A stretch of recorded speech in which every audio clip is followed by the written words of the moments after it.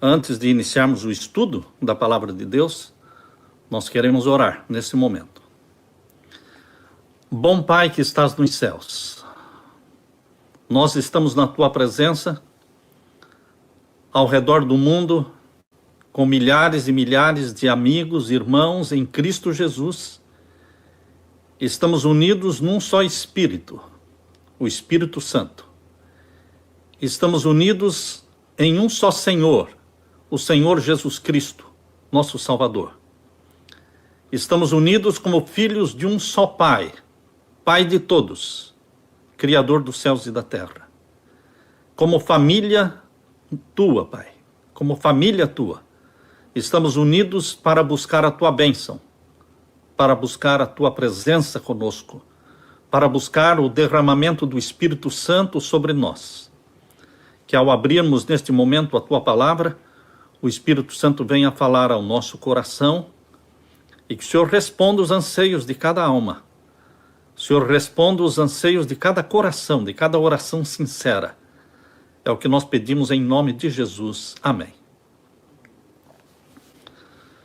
Queridos, o tema que nós escolhemos para hoje é o colapso mundial. Conforme o fim se aproxima, os eventos que antecedem a volta de Cristo se intensificam. Mas se intensificam não de uma forma aritmética. Os eventos que prenunciam a chegada de Jesus se intensificam de uma forma geométrica. É uma progressão geométrica. Você entende o que eu estou falando, não é? Essa progressão geométrica. Por eu ter nascido numa família adventista e ser adventista há 69 anos, esta é a minha idade, eu sempre ouvi os pastores pregando, desde a primeira série de conferência que eu assisti lá em Itararé, estado de São Paulo, pelo pastor Alcides Campo Longo. Eu era um menino naquele tempo. Eu tinha lá meus 8, 9 anos. Eu assisti a primeira série de conferência com o pastor Alcides Campo Longo. E lá ele já estava falando sobre a estátua de Daniel, capítulo 2, e da pedra, que é a volta de Jesus. Então, eu cresci numa família e cresci num ambiente que pregou e que prega sobre a volta de Jesus. Por isso, queridos, quando me perguntam ainda se eu creio na iminente e urgente volta de Jesus Cristo, mesmo depois de tanto tempo, eu digo sim, eu creio. E a melhor resposta que eu poderia dar seria ler para vocês alguns textos. Por exemplo, 1 Pedro, capítulo 4, verso 7. O fim de todas as coisas está próximo. Também, Romanos, capítulo 13, e o verso 12. A noite está quase acabando. O dia logo vem. O dia da volta de Jesus. E também Hebreus, capítulo 10, o verso 37. Ainda dentro de pouco tempo, aquele que vem virá e não tardará.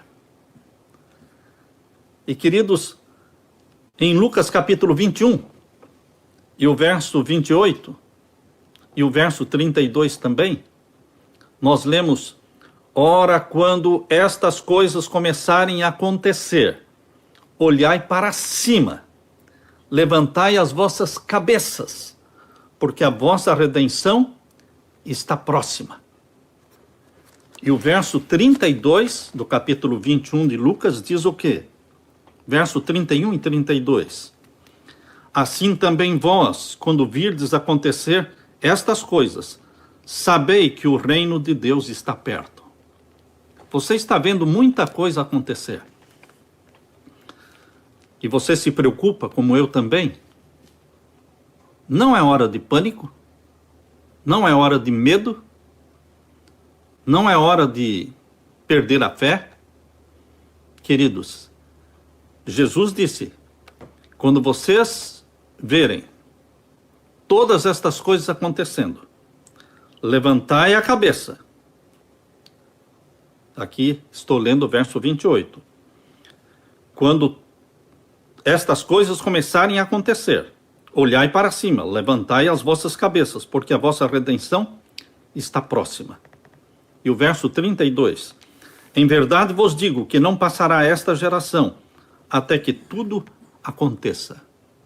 Esta geração não passará sem que tudo aconteça. Ah, mas pastor, isso foi escrito no tempo de Lucas, no primeiro século? E esta geração para Lucas poderia ser a geração dele? Queridos, aqui em Lucas capítulo 21 e o verso 25 diz: que geração será essa? Veja Lucas capítulo 22, aliás, Lucas capítulo 21 e o verso 25. E haverá sinais no sol e na lua e nas estrelas, e na terra angústia das nações, em perplexidade pelo bramido do mar e das ondas. Homens desmaiando de terror na expectação das coisas que sobrevirão ao mundo, porquanto as virtudes do céu serão abaladas. E então verão vir o Filho do Homem numa nuvem, com poder e grande glória. Queridos, aqui não está falando da geração de Lucas, da geração de 500 anos atrás. Aqui está falando da geração que vai assistir os sinais no sol, na lua e nas estrelas. Você pode me dizer, pastor, mas isso aí, então, aconteceu lá no século XIX? Ou século XVII? Século XVIII? Porque nós entendemos que em 1755 ocorreu o terremoto de Lisboa, e também em 1780 o escurecimento do sol e a queda das estrelas, 1833. Mas, queridos, nós não estamos falando daqueles sinais. Aqueles sinais ocorreram anunciando e preparando o mundo para a chegada do juízo dos vivos, que começou em 1844. Mas agora existe um cumprimento muito mais aplicado para os nossos dias. Uma aplicação dentro do contexto dos nossos dias. Quando o sexto selo de Apocalipse capítulo 6, verso 12, será aberto, e haverá um grande tremor de terra, escurecimento do sol, lua em sangue, queda das estrelas, o céu se revolvendo e se recolhendo como um pergaminho, ilhas e montes se movendo dos seus lugares, tudo isso num curto espaço de tempo e de forma sequencial, abalando o mundo, preparando o mundo para o juízo dos vivos. Deus anunciou o juízo dos mortos, Deus anuncia agora o juízo dos vivos, com estes sinais tremendos e majestosos de Apocalipse 6, versos 12 em diante. Portanto, queridos, nós vamos assistir estes sinais. Quando você estiver lendo Lucas capítulo 21, verso 25, pense no cumprimento atual, no cumprimento dentro do contexto escatológico dos nossos dias, o cumprimento desses sinais. Verso 25. Eles vão se repetir. Tem dupla aplicação. Anunciaram a chegada do juízo dos mortos para 1844, vão anunciar agora a chegada do juízo dos vivos. Aleluia! Porque agora é que nós vamos ter a maior de todas as conversões. É agora que o evangelho vai terminar a sua pregação com um poder estupendo, um poder muito maior do que quando começou no primeiro século. Naquele tempo foi resultado da chuva temporã do Espírito Santo. E agora será o resultado da chuva serôdia do Espírito Santo. Portanto, esperamos com ansiedade o cumprimento desta profecia, agora, antes do povo de Deus ser selado pelo selo do Deus vivo e os ímpios serem selados pelo sinal da besta. Portanto, queridos, Deus tomará nas suas mãos a responsabilidade de preparar o mundo para a última grande proclamação do alto clamor: sai dela, povo meu. De que adiantaria nós, como povo de Deus, pregar e dar o último clamor: sai dela, povo meu, se o Espírito Santo não estivesse ajudando e se Deus não estivesse nos ajudando com esta estratégia, transformando o céu numa grande tela panorâmica. Deus vai usar o céu para anunciar a chegada do juízo dos vivos e o selamento do povo de Deus, o sinal da besta. A aprovação do decreto dominical não vai acontecer assim do nada, não. Vai acontecer num tempo de crise, de caos, de colapso mundial. E Deus vai preparar o mundo para receber essa mensagem. Por isso, quando você estiver lendo tanto Apocalipse 6, versos 12 em diante, como também Lucas capítulo 21, versos 25, pense no cumprimento atual, nesses dias, porque você vai assistir isso aqui. Isto é profecia. Vou ler de novo. E haverá sinais no sol, na lua, nas estrelas, e na terra a angústia das nações. Você vai ver e você vai sentir a angústia das nações em perplexidade pelo bramido do mar e das ondas. Por que que o povo vai estar angustiado pelo bramido do mar e das ondas? Por causa dos tsunamis. Queridos, todo mundo gosta de morar beira-mar. Os apartamentos beira-mar, de frente para o mar, são os mais caros, são caríssimos, supervalorizados. Mas vai chegar um tempo em que ninguém mais vai querer ficar à beira-mar. Por quê? Aqui diz, estarão em perplexidade pelo bramido do mar e das ondas. Porque o bramido do mar e das ondas vai assustar o mundo. Porque o mundo vai ser assustado pelas ondas que vão invadir as regiões litorâneas, os grandes tsunamis. E o que mais?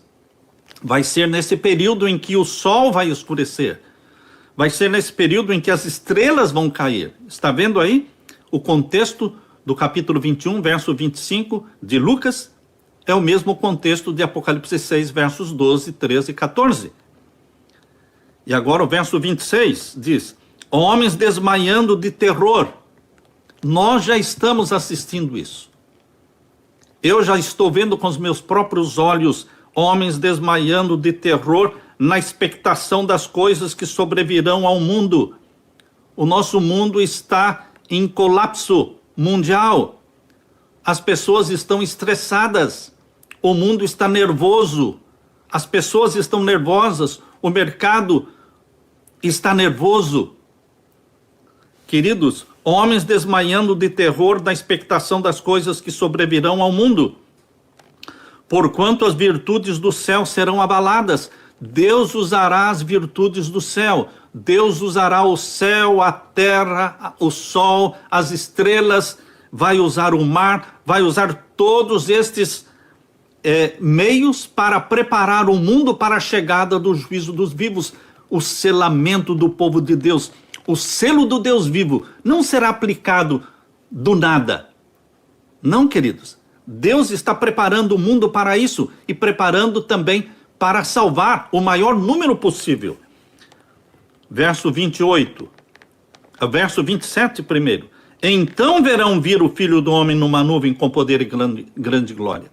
Queridos, se nós usarmos esses sinais no sol, na lua, nas estrelas, só para o terremoto de Lisboa em 1755 e o escurecimento do sol em 1780 e a queda das estrelas em 1833, se nós usarmos isso só para aquele tempo, então não faz sentido, queridos, porque quem assistiu um sinal não assistiu o outro. Mas aqui a Bíblia está dizendo que quem assistir isso vai ver o Filho do Homem. Diz aí o verso 27, e então verão vir o Filho do Homem numa nuvem com poder e grande glória.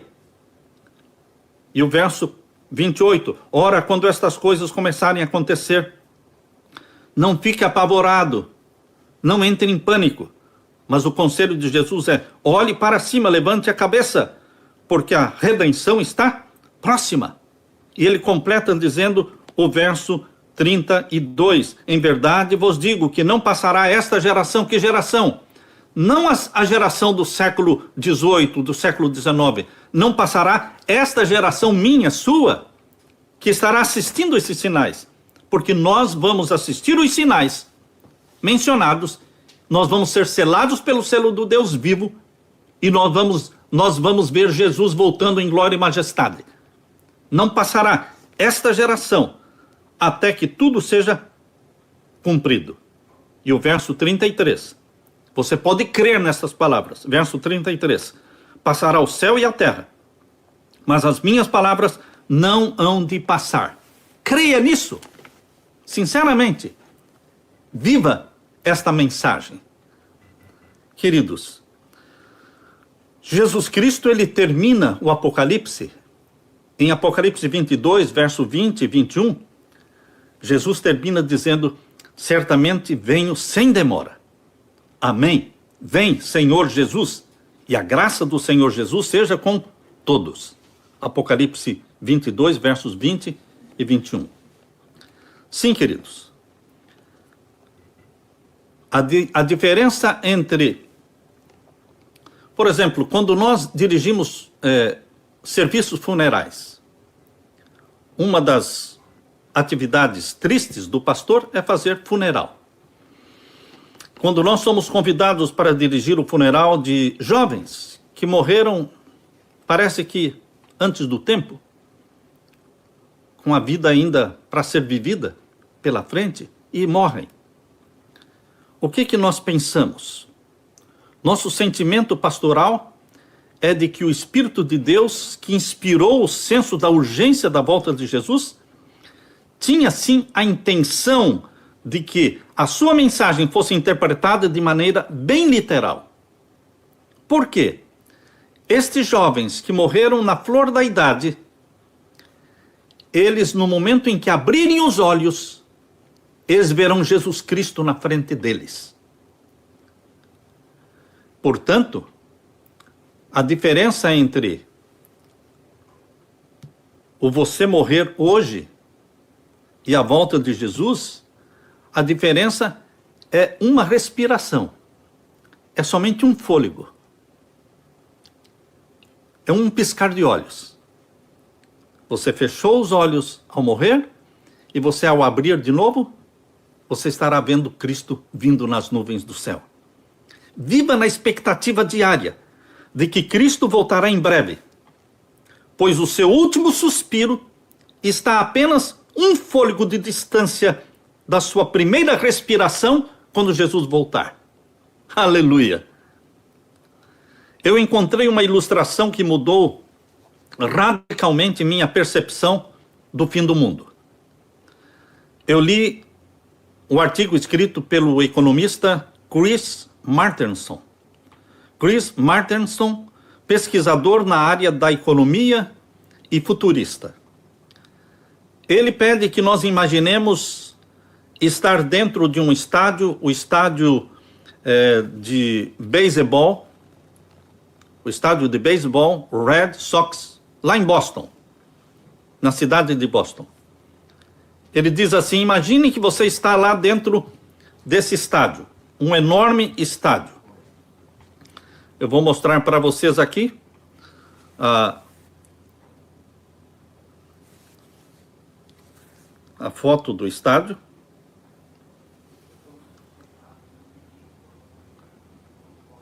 Não sei se você está vendo aí.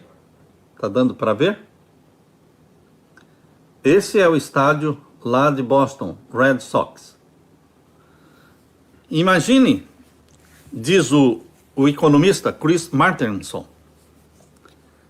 imagine que você seja amarrado, algemado, lá em cima, naquelas últimas fileiras de cadeiras, porque tem escadarias. Imagine que você vai ser amarrado naquela arquibancada lá no topo. E então, queridos, vocês devem imaginar que eles vão pingar uma gota d'água lá embaixo no campo onde os jogadores estão. Eles vão pingar uma gota d'água e você estará algemado numa cadeira lá em cima, na última arquibancada. E você tem que se salvar. Você tem que se libertar das algemas e sair de lá antes que a água chegue até lá. E você pode estar pensando: Isso é uma brincadeira, não é? Se vão soltar um pingo d'água, uma gota d'água, lá embaixo, no gramado, e ele diz assim, imagine que este estádio seja impermeável, ou seja, a água esta gota que é derrubada ali, ela não vai ser sugada, porque é impermeável. E então, esta gota, ela vai se duplicar de forma geométrica a cada minuto. Então, o detalhe é que essa gota, magicamente do tamanho... o detalhe é que esta gota dobra magicamente de tamanho a cada minuto. Em 1 minuto, esta gota vai ser 2. Em 2 minutos, ela será 4. Porque ela vai se multiplicar de forma geométrica. E depois, 16. E depois, no próximo minuto, 32. E no próximo minuto, 64. E assim por diante. Portanto, queridos, ele diz, imagine que ao meio-dia, eles amarraram você, algemaram você, lá na última arquibancada. E exatamente meio-dia, soltaram a primeira gota d'água. Imagine o que pode acontecer. É para que você entenda o que significa progressão geométrica. Ao meio-dia e 44, ou seja, 44 minutos depois da primeira gota de água ser derramada, você olha lá de cima e você vê que lá embaixo, em cima da grama, existe somente 1,5 metro de água. 93% do estádio está vazio. Só existe 1,5 metro de água lá embaixo. Mas isso em 44 minutos, ou seja, meio-dia foi colocada a primeira gota, 44 minutos depois, só tem 1,5 metro de água lá embaixo. Mas a realidade assustadora é que nos 5 últimos minutos, a água cobriria o seu banco, lá em cima, na última arquibancada, e você morreria afogado. Como, pastor? Isso mesmo.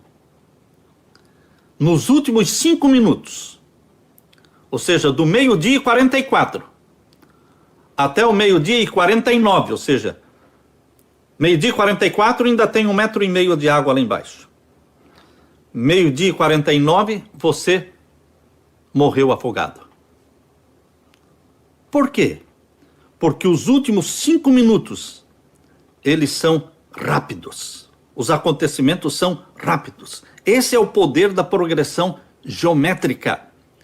Durante 44 minutos, a percepção é de que haveria todo o tempo do mundo para deixar o estádio. Mas em 5 minutos, você já era. Esse economista, Chris Martenson, adverte que essa lógica pode ser observada no planeta hoje. Não é um pastor que fez este gráfico, não é um pastor que fez essa ilustração, mas é um economista. Ele compara, Martenson destaca a tendência global com o aumento da população da Terra, da escassez de alimentos e combustíveis e água, e o crescimento da dívida nacional e da dívida pessoal. E ele diz que isto tem acontecido vagarosamente ao longo de séculos. Mas agora, no tempo do fim, as coisas aconteceriam de forma muito rápida. Progressão geométrica. Agora, queridos, quando eu li isto aqui, foi 4 anos atrás. Hoje, 2020, eu já posso dizer que está sendo uma realidade. Porque alguns dias atrás, o mundo estava todo tranquilo, as igrejas estavam abertas, estava tudo funcionando, todo mundo viajando, tirando férias, cruzeiros, viagens internacionais, e dentro de poucos dias não existe mais nada disso. Ou seja, o mundo mudou de figura. O cenário mundial mudou de repente. Por quê? Porque os últimos acontecimentos serão rápidos. Rápidos. Você não tem todo esse tempo que você pensa que tem. Eu falei isso na minha primeira palestra. Estou repetindo. Você, meu querido irmão, não tem todo esse tempo que você pensa que tem. Não. Os últimos acontecimentos serão rápidos. Eu quero ler para vocês agora o que está neste livro, Testemunhos para a Igreja, volume 9. Eu vou ler aqui o que está na página 11. Na página 11. Aqui diz: vivemos no tempo do fim. Isso a serva de Deus escreveu há mais de 100 anos atrás. Se ela está dizendo vivemos no tempo do fim, ela não falou para os dias dela, ela está falando para os nossos dias. Porque nós estamos vivendo no tempo do fim. Ela e a população que vivia no tempo de Ellen White não viu nada parecido com o que nós estamos assistindo hoje. Por isso, existe razão suficiente para você, meu irmão, existe razão suficiente, meu querido irmão, para você acreditar nisso que nós estamos lendo. Vivemos no tempo do fim. Os sinais dos tempos que se cumprem rapidamente declaram que a vinda de Cristo está próxima, às portas. Os dias em que vivemos são solenes e importantes. As calamidades em terra e mar, as condições sociais agitadas, os rumores de guerra são assombrosos. Prenunciam a proximidade de acontecimentos da maior importância. Agora, prestem atenção nesse texto agora, na página 11. As forças do mal estão se arregimentando e se consolidando, elas estão se robustecendo para a última grande crise. Veja agora, grandes mudanças estão prestes a ocorrer no mundo. E os acontecimentos finais serão rápidos. Está percebendo? Que a serva de Deus confirma o que o economista Chris Martenson disse, que os últimos acontecimentos serão em progressão geométrica. Os últimos acontecimentos serão rápidos. As condições do mundo mostram que estão iminentes tempos angustiosos. Queridos, eu quero ler para vocês também o que está no Grande Conflito, no livro Grande Conflito, na página, vamos ler aqui na página 631.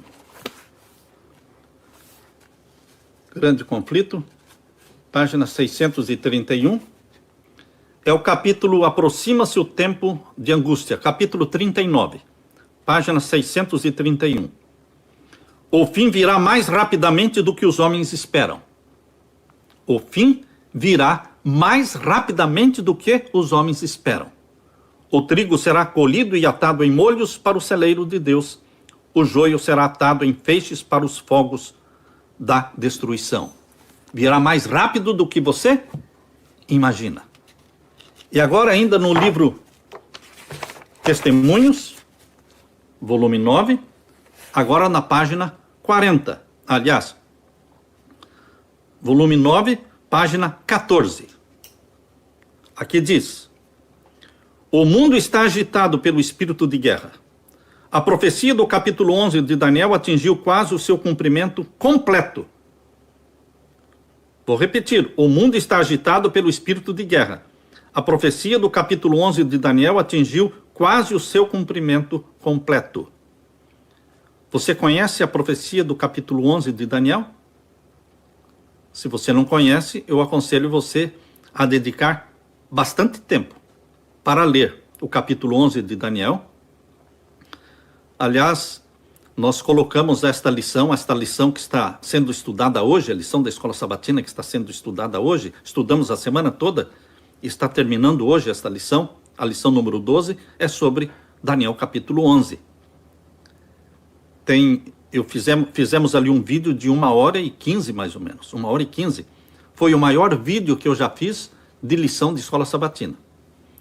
Eu lamento que tenha demorado tanto, mas não dá para estudar em menos tempo o capítulo 11 de Daniel, porque ali dá detalhes que vão te fazer estarrecer, porque são detalhes que mostram o cumprimento da profecia do rei do norte, o papado, contra o rei do sul, que é o islamismo, que está crescendo, mas não vai dominar o mundo. Quem domina o mundo é o rei do norte, é o papado, é o domínio mundial. Tome tempo para estudar. Por isso diz aqui a serva de Deus, em Testemunhos, volume 9, página 14. O mundo está agitado pelo espírito de guerra. A profecia do capítulo 11 de Daniel. Por que ela não disse a profecia do capítulo 1, do capítulo 2, do capítulo 3? Por que ela foi bem específica? Capítulo 11 de Daniel. Interessante, queridos, que eu fiz a faculdade de teologia, 4 anos, nunca estudei, nunca ensinaram para mim nada sobre Daniel capítulo 11. Aí eu fiz o mestrado em teologia, também durante o mestrado nunca citaram, nem de perto, Daniel capítulo 11. Aí eu fiz o doutorado em teologia, mas também nunca tocaram neste assunto de Daniel capítulo 11. Portanto, é a profecia menos estudada, menos pesquisada do livro de Daniel. Mas Deus falou para Ellen White falar especificamente, dizendo a profecia do capítulo 11 de Daniel atingiu quase o seu cumprimento completo. Logo se darão as cenas de perturbação das quais falam as profecias. Está aqui. Portanto, queridos, os últimos acontecimentos serão rápidos e tudo surgiu com um vírus. Um vírus chamado coronavírus. Surgiu lá em Wuhan, na China. Aparentemente não tinha nada a ver com você e nem comigo. Aparentemente não tinha nada a ver com o seu país, porque era uma coisa da China. Não tinha nada a ver com a sua cidade. Mas dentro de poucos dias, numa progressão geométrica, colocou o mundo num caos. Um caos, um colapso mundial. Uma pandemia. Por isso fica fácil para você entender o que nós estamos falando. Um dia de pânico é suficiente para esvaziar os mercados. Um dia de pânico. Nos Estados Unidos, por exemplo, basta uma grande crise de proporção esmagadora para mudar tudo rapidamente. Para todo mundo entrar em quarentena, fechar as cidades e proclamar uma lei marcial. Martial Law. Lei marcial. Ninguém sai, ninguém entra, ninguém viaja, você não tem mais liberdade para ir onde você quer, o ir e vir não mais existem. Todo mundo fechado dentro de casa. Tudo aconteceu assim, de repente, por causa de um vírus. Por isso os últimos acontecimentos serão rápidos. Muito mais rápidos do que você pensa. Você não tem todo o tempo que você pensa que tem para se preparar para a volta de Jesus. Não, queridos irmãos. Agora é o tempo de confessar os pecados. Agora é o tempo de abandonar os pecados. Agora é o tempo de se apegar a Jesus Cristo, santificar a vida. Santificar a nossa vida a Jesus. Mostrar a razão por que existimos nesta vida. A razão é preparar um povo para a volta de Jesus, fazer a vontade do nosso Pai Celestial, cumprir com a missão que o nosso Pai Celestial nos deu. Nós temos que nos desvencilhar de tudo que nos atrapalha na jornada, na corrida para o céu. É tempo de vida santa. Queridos, em 1933, existiu aquilo que eles chamam de Bank Holiday. O que é Bank Holiday? É o feriado bancário. Ocorreu no tempo do presidente Franklin Delano Roosevelt. O que aconteceria quando isto acontecesse? O que acontece quando existe um feriado bancário de uma semana, de um mês? Nós temos que viver daquilo que temos em mãos. Não funcionam os cartões de crédito. Você não pode ir ao banco sacar dinheiro. Está tudo fechado. Você tem que viver daquilo que você tem em mãos. Por isso, eu aconselho você a ter algum dinheiro de reserva. A maioria vive sem reserva nenhuma. A maioria trabalha hoje para comer hoje. Ou trabalha hoje para pagar as dívidas de ontem. Queridos, como filhos de Deus, nós devemos gastar menos e menos e menos. Nós temos que ter uma vida equilibrada financeira e temos que ter alguma reserva para o tempo de crise que está chegando, ou digo, chegou. Alguma reserva. Eu não estou falando a crise do decreto dominical. Não, não é a isso que eu estou me referindo. Eu estou me referindo a esta crise que afeta todo mundo. Budista, confucionista, os muçulmanos, os judeus, os cristãos, quem guarda o sábado, quem não guarda o sábado, todo mundo será afetado por esta crise. Portanto, é uma crise que já chegou.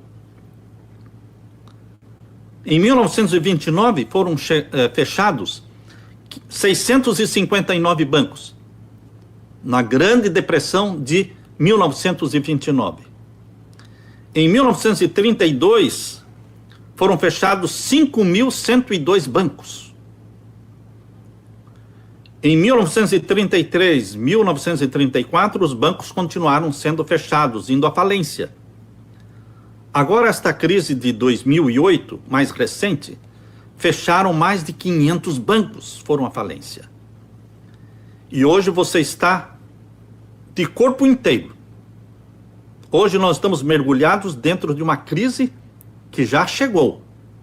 E não sabemos exatamente o que vai acontecer daqui para frente. Mas a crise mundial chegou. A crise geral. Não é aquela crise do decreto dominical, porque isso atingirá os que guardam o sábado. Eu estou falando da crise que antecede o decreto dominical e atinge o mundo todo, todas as pessoas, cristãos e não cristãos. É o colapso mundial. É essa crise, queridos. É essa crise na qual nós estamos agora, que vai forçar o papado, o Vaticano e os governos de buscarem uma saída, uma tábua de salvação.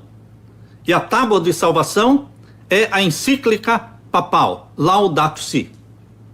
A encíclica papal Laudato Si tem 6 capítulos e o 6º capítulo fala sobre a santificação do domingo, mais especificamente no parágrafo 237.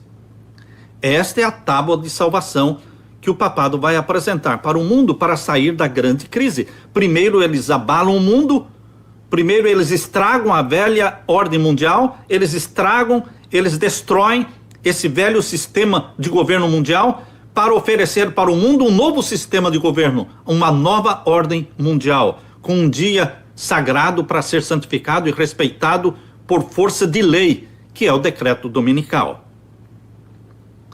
Queridos, o decreto dominical virá não como algo ruim, para o mundo todo virá como algo bom. Uma salvação para sair da crise.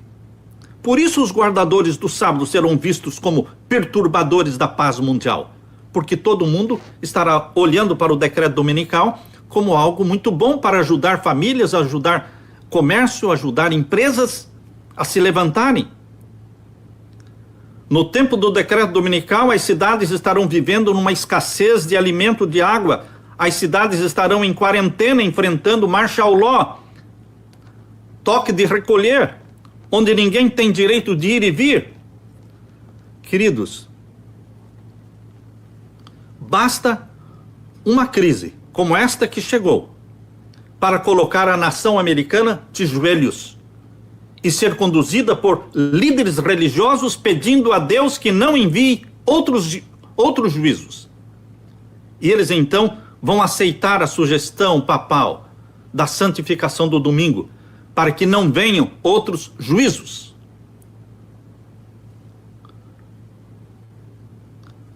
Os dois maiores poderes da terra, conforme diz em Apocalipse 13. Os dois maiores poderes da terra, conforme apresenta ali Apocalipse 13. A besta que subiu do mar, o papado, e a besta que subiu da terra, Estados Unidos da América do Norte. Eles se unem para implantar um novo sistema de governo. Se prepare para esta crise, meu irmão.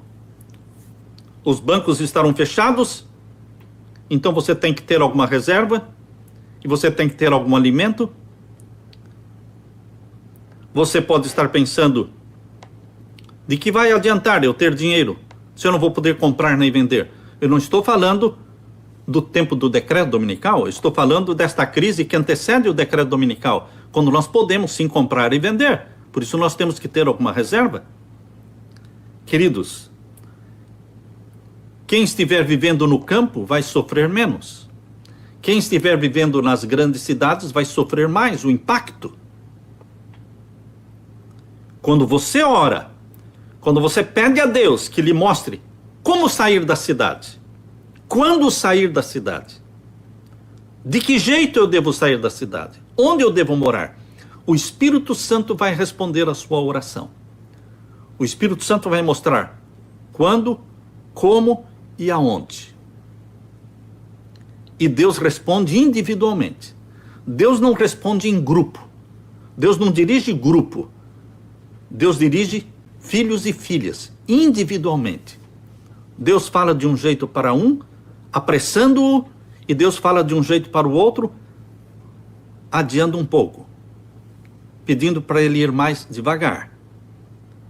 As cidades vão sofrer muito. Eu aconselho você a ler o livro de Ellen White, Vida Campestre.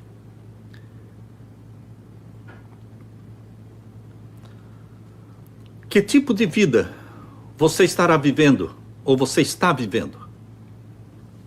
Esta mensagem, queridos, não foi feita para apavorar ninguém, para criar pânico em ninguém, mas é para dar esperança. Eu quero ler para vocês o que a minha esposa insistiu, dizendo: Samuel, não deixe de ler. Lucas capítulo 21, verso 28. É uma mensagem de esperança. Ora, quando estas coisas começarem a acontecer, olhai para cima e levantai as vossas cabeças, porque a vossa redenção está próxima. E o verso 31, assim também vós, quando virdes acontecer estas coisas, de tudo isso que nós estamos falando, e você já sabe que estão acontecendo, porque você está acompanhando o cenário mundial.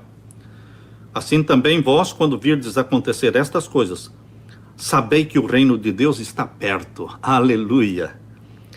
Em verdade vos digo que não passará esta geração, tua e minha, até que tudo aconteça. Passará o céu e a terra, mas as minhas palavras não hão de passar. Conforte-se com esta bendita promessa de Jesus.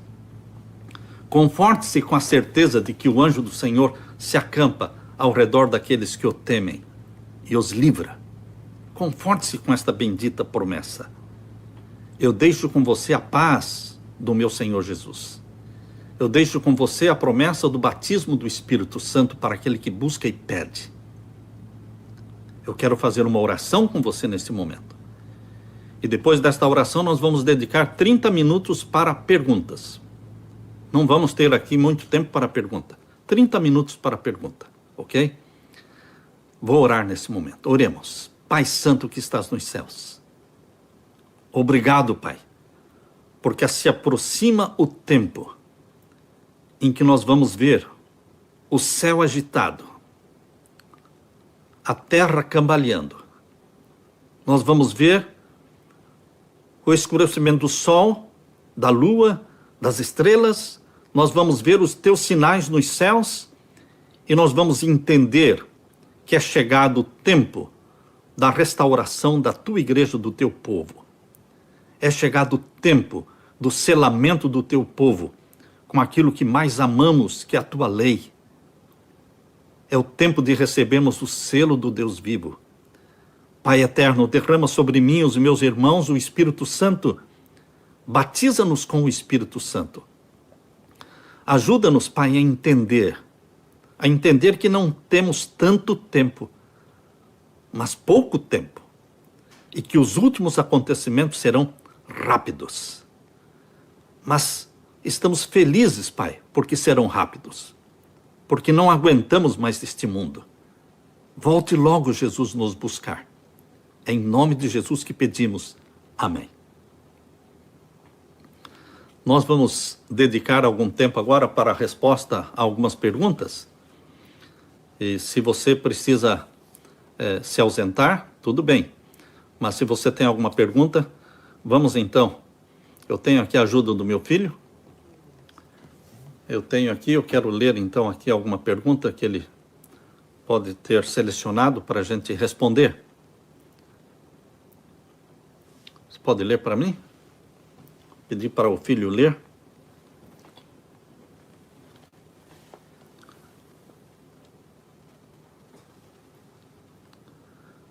Você tem a vista melhor que a minha. Pode ler aí.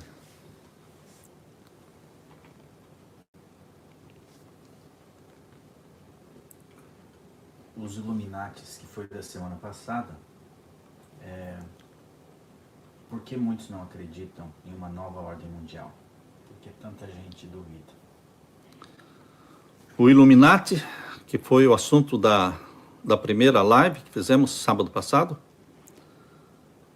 Por que muitos não acreditam? Não acreditaram nem na ressurreição de Lázaro? Queridos, dava para negar a ressurreição de Lázaro? Não, porque Lázaro esteve morto 4 dias, Jesus o ressuscitou, e agora Lázaro estava vivo, e as pessoas estavam negando. Outros fazendo planos para matar Lázaro. Então, queridos, é impossível você fazer uma pessoa crer. Porque o crer é algo que Deus nos dá. O discernimento é algo que o Espírito Santo nos dá. Quando a pessoa não discerne que existe uma mão invisível, existe uma mão invisível por trás conduzindo os negócios da terra. E você pode pensar, esta mão invisível é de Deus? Sim, existe a mão invisível de Deus, mas existe outra mão invisível também conduzindo os negócios da terra. Existe um livro, o título do livro é A Mão Invisível, Unseen Hand. Unseen Hand. Eu tenho esse livro aqui. Se você quiser ler este livro, peço licença um pouquinho para pegar aqui.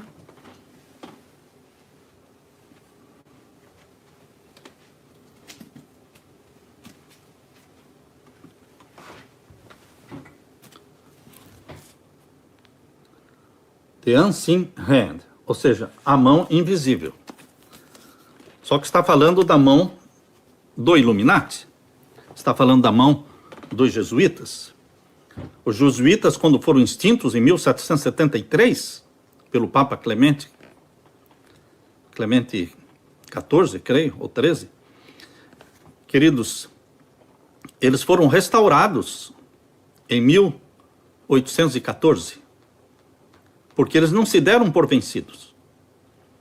Extintos em 1773, eles criaram o Illuminati no dia 1º de maio de 1776, ou seja, 3 anos depois. E o fundador foi um jesuíta judeu, Adam Weishaupt, e ele se tornou maçom em 1777, um ano depois, na loja maçônica da França. E então ele colocou dentro da maçonaria o Illuminati, escondeu dentro da maçonaria o Illuminati.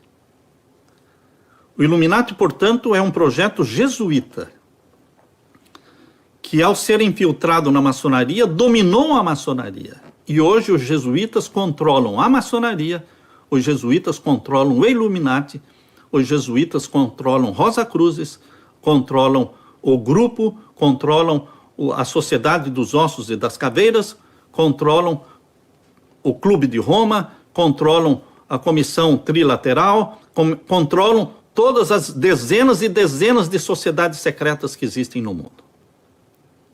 Agora, você pode dizer, eu não creio nisso. Muitos não creram também na ressurreição de Lázaro, mesmo vendo Lázaro. Aqueles que se negam a ver, nós não podemos forçá-los a ver. Eles não querem ver. São fatos. Nós não estamos falando aqui de teoria. Não, são fatos, com datas, com fotografia, tem dezenas de livros escritos. Dezenas de livros. Existe um outro livro escrito. Esse livro foi escrito por um adventista, não é? Um adventista lá na Inglaterra, está vendo aqui? Barbellon. Grosso esse livro, né? Mas são 2 livros. Esse aqui é o volume 2. Tem o volume 1, que tem o mesmo título. Queridos, tudo isso está mostrando como os jesuítas trabalham e como eles realmente controlam o mundo. Aqui é outro livro. Esse livro eu li quando eu tinha meus 24, 27 anos de idade, porque fazia parte do Clube do Livro dos Pastores Adventistas. Existia o Clube do Livro dos Pastores Adventistas, então todos os pastores deveriam ter lido esse livro. Ou podem ter lido, como eu li naquele tempo, em nome de Deus. E aqui conta como eles assassinaram João Paulo I.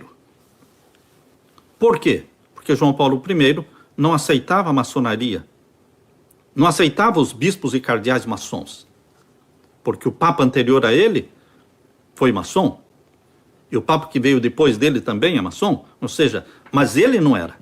Ele era um homem sincero, só Deus vai julgá-lo, mas tudo indica que ele era um homem sincero.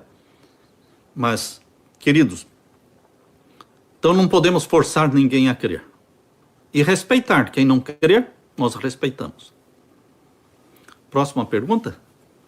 Sobre o adiamento da reunião no Vaticano, que estava previsto, o que você tem a dizer sobre isso? Então, foi marcado para o dia 14 de maio de 2020, por causa de todo este colapso mundial. Ninguém está viajando. Até a Conferência Geral da Igreja Adventista estão adiando para 2021.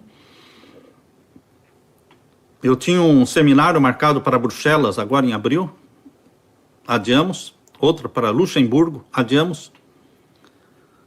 Tem uma semana de oração marcada para Boston. Vamos ter que adiar também. Queridos, todo mundo está adiando. E o Papa foi forçado a adiar também. Não foi cancelado. As pessoas que querem deturpar a mensagem, como esta semana alguém me escreveu algo de um outro líder, dizendo, viu como ele é um profeta falso, ele faz... Primeiro que eu nunca disse que eu sou profeta. Em primeiro lugar, eu nunca falei isso. Ele fez a predição falando que ia ter essa reunião lá no dia 14, e agora não vai ter mais. Então, profecia falsa. Queridos, quando a pessoa não quer mesmo, não adianta nem conversar. Porque não foi cancelado nada, foi adiado.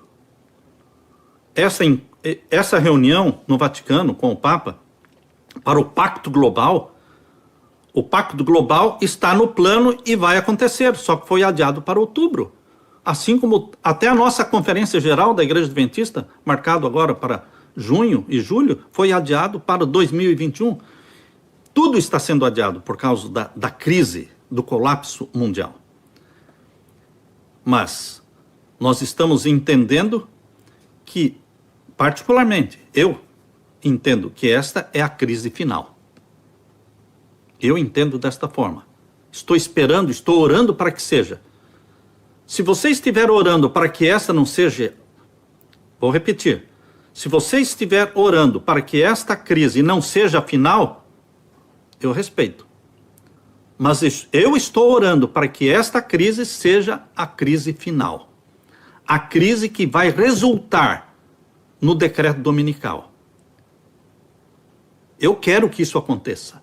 Por quê? Porque eu quero que o selamento do povo de Deus aconteça. E que a grande conversão de todos os tempos aconteça. E que a sacudidura do povo de Deus ocorra. E que o derramamento do Espírito Santo em chuva serôdia seja derramado. E, queridos, nós queremos que Jesus Cristo logo feche a porta da graça. Nós queremos que Jesus Cristo apresse o tempo, abrevie o tempo desta última angústia. É o nosso desejo. Sobre que selo, a pergunta aqui, sobre que selo nós estamos vivendo hoje? Que selo nós estamos vivendo hoje? Em 1844 começou a abertura dos 4 primeiros selos, ou seja, primeiro, segundo, terceiro e quarto, começando com o povo de Deus, representado pelo cavalo branco, aí o cavalo vermelho, representando os protestantes que clamam pelo sangue de Jesus Cristo, mas não querem guardar os mandamentos de Deus, o cavalo preto, que representa a igreja que era pura nos primeiros séculos, mas que apostatou, símbolo da apostasia, o cavalo preto, símbolo da apostasia, e o cavalo amarelo representando as igrejas, ou seja, religiões não cristãs. Queridos, esses 4 grupos estão sendo julgados, todos os mortos destes 4 grupos estão sendo julgados desde 1844. Todos se enquadram dentro destes 4 grupos. Então nós estamos vivendo no processamento do juízo dos 4 grupos. Ainda não chegamos no juízo do 5º grupo, que é o grupo dos mártires. Por quê? Porque os mártires, o número deles ainda não se completou, diz Deus em Apocalipse 6. Ali no Apocalipse 6, verso 11, diz ainda não se completou o número deles. Eles não serão julgados até que se complete o número deles. Apocalipse 6, verso 11. Então, queridos, os mártires, eles pertencem ao cavalo branco, ao cavalo vermelho, ao cavalo preto e ao cavalo amarelo. Existem mártires em todos os grupos. Não é só adventista, não é só batista, não é só... Não, queridos. As pessoas estão morrendo como mártires em várias partes do mundo e ninguém está perguntando qual é a sua igreja. Não. Você é cristão? Sou. Morre. Então, temos mártires nos 4 grupos. Portanto, o grupo dos mártires ainda não está sendo julgado, porque eles serão julgados quando se completar o número dos mártires. Mas, queridos, o número dos mártires só vai se completar quando sair o decreto dominical e vier a angústia qual nunca houve. Mas o decreto dominical só vai sair quando chegar o momento do selamento do povo de Deus. Quando o povo de Deus tiver que ser selado pelo selo do Deus vivo, este é o assunto do 6º selo. Apocalipse 6, verso 12, começa o 6º selo ali e vai em todo o capítulo 7 de Apocalipse, onde está o selo do Deus vivo. Então o selo do Deus vivo está no contexto do 6º selo e o sinal da besta, o decreto dominical, também está no contexto do 6º selo. Quando isto acontecer, o número dos mártires vai se completar. E então serão julgados os mártires, serão julgados os vivos dos 4 grupos. Os filhos de Deus e os que não são filhos de Deus também. Serão julgados todos os vivos, salvos e perdidos, serão julgados após o decreto dominical. Dos 4 grupos. Então, Deus está julgando os 4 grupos de mortos e Deus vai julgar os 4 grupos de vivos após o decreto dominical.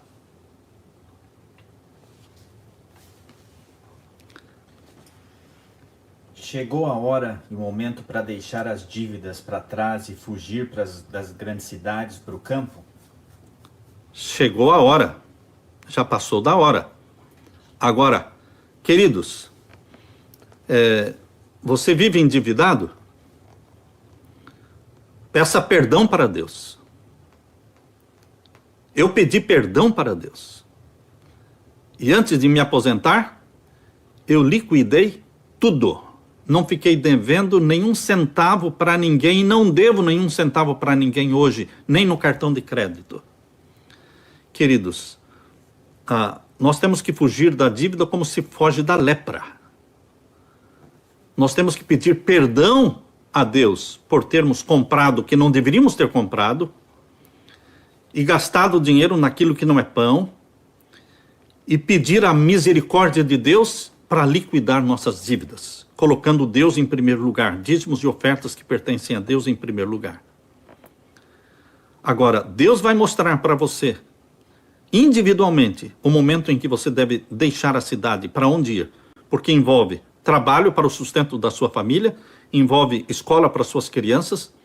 Então, você não pode se isolar no mato e deixar a cidade perecer sem o conhecimento da palavra de Deus. Tem gente que pensa assim, não, eu vou para o mato, sim, e você vai ficar lá no mato e as almas perdidas? E os milhões que ainda têm que conhecer a verdade de Deus para se salvar? Você não está preocupado com elas, não? Então, quem vai morar no campo tem que morar numa distância que dê para você vir fazer o trabalho missionário na cidade e tem que ter também lugar para trabalhar e lugar para os seus filhos estudarem. Você não pode chegar ao ponto de falar, não, Jesus vai voltar logo, então eu não vou trabalhar mais, meus filhos não vão mais para a escola. Não, você tem que viver como se Jesus fosse demorar, certo? Agora você tem que estar preparado como se ele viesse hoje, mas continuar vivendo. Eu não vou construir minha casa porque Jesus vai voltar logo. Não, você não tem uma casa ainda? Está vivendo de aluguel? Não, construa a sua casa. Agora, se você já tem a sua casa própria, então você não precisa comprar mais 2, 3, porque já não é tempo mais de você estar acumulando 2, 3 casas. Mas se você não tem nem a sua casa própria, é tempo sim de você ter a sua casa própria. Você entende? O que nós não devemos é acumular.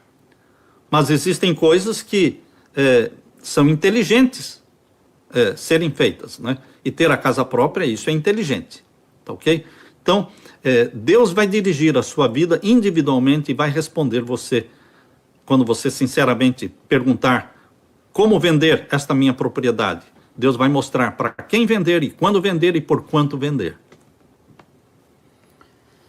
J. Campos pergunta, caro pastor, qual é a sua opinião sobre os grupos em busca da perfeição de caráter que estão surgindo dentro do adventismo? Aleluia, aleluia pelos grupos que buscam a perfeição de caráter. Aleluia. Salvação é pela fé em Jesus Cristo. Mas a salvação pela fé em Jesus Cristo, meu irmão, traz a perfeição de Cristo na tua vida. Na tua vida.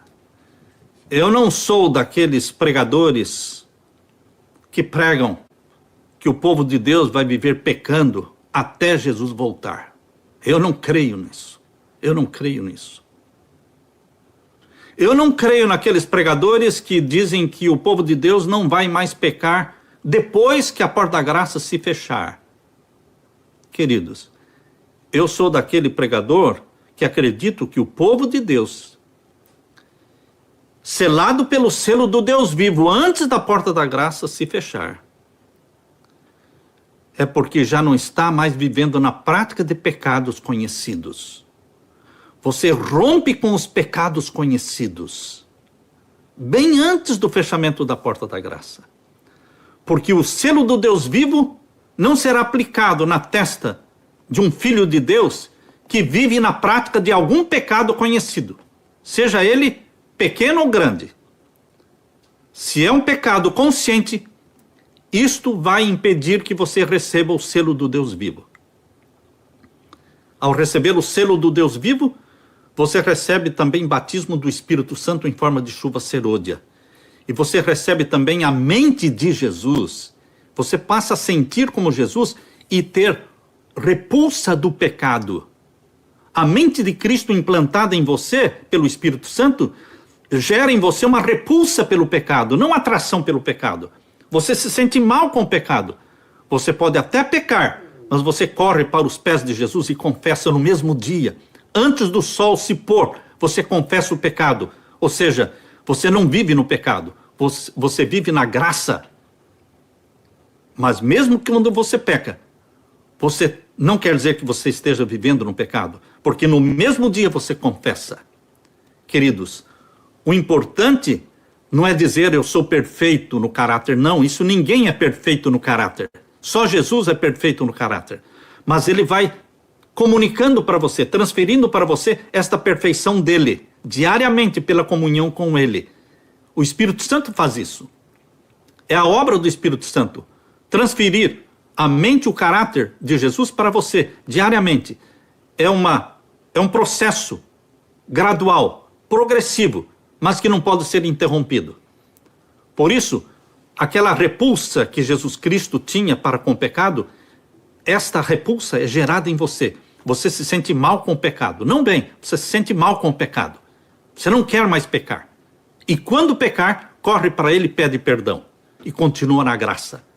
Isto já antes do fechamento da porta da graça. É óbvio que quem estiver vivendo este tipo de vida e de comunhão e de santidade antes do fechamento da porta da graça, é óbvio que depois que a porta da graça se fechar, eles vão continuar vivendo como estavam vivendo antes. Ou seja, não é o fechamento da porta da graça que vai operar um milagre na sua vida, não. Você continua vivendo a vida que você já estava vivendo antes, pela graça de Jesus. Eu creio que já passaram 30 minutos, né? De perguntas. 3 minutos. 3 minutos mais, ok? Em que momento 144 mil serão contados? A partir de que momento?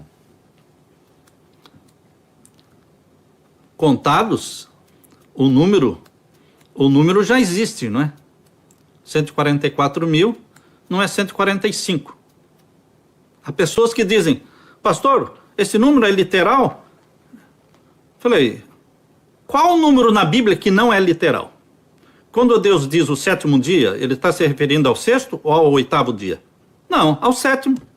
Quando ele diz 10%, ele está dizendo que pode ser 11, pode ser 9? Não, ele está dizendo que é 10%, é 10. Quando ele diz 4 anjos segurando os 4 ventos, ele está falando que podem ser 5 anjos ou 3 anjos? Não, 4 é 4. Quando ele fala 12 portas na cidade Nova Jerusalém, pode ser 13 ou podem ser 11 portas? Não, não pode ser nem 13 nem 11, são 12 portas. Os números para Deus são o quê? Literais.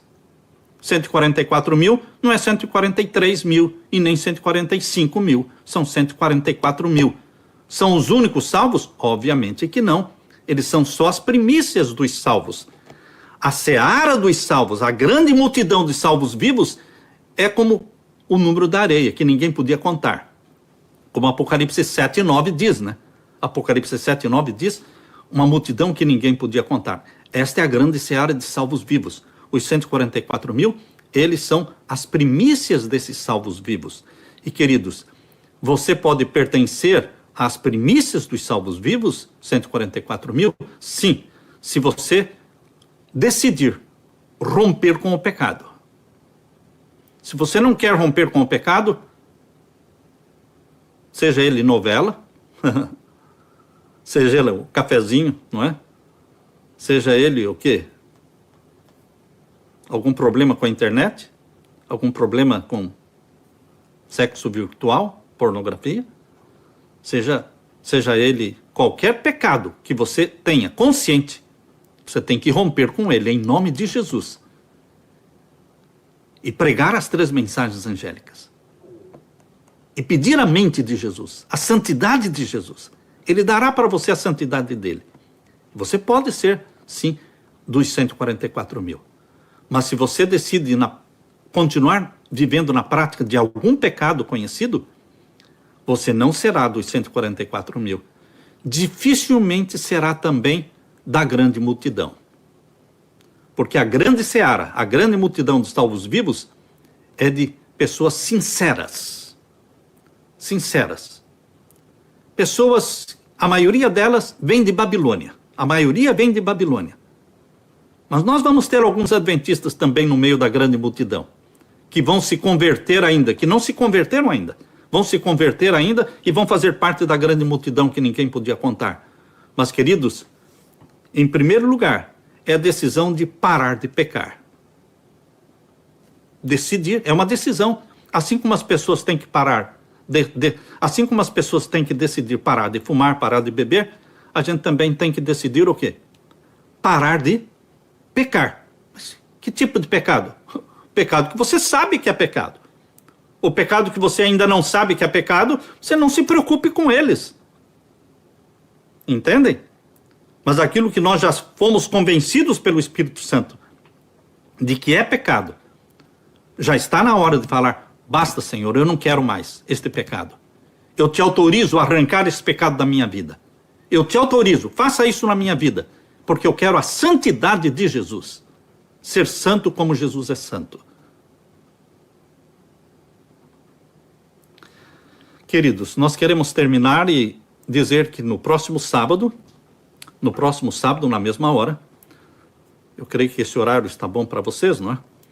Às 10h30 aí do Brasil. Se precisar mudar o horário, a gente muda, tá bom?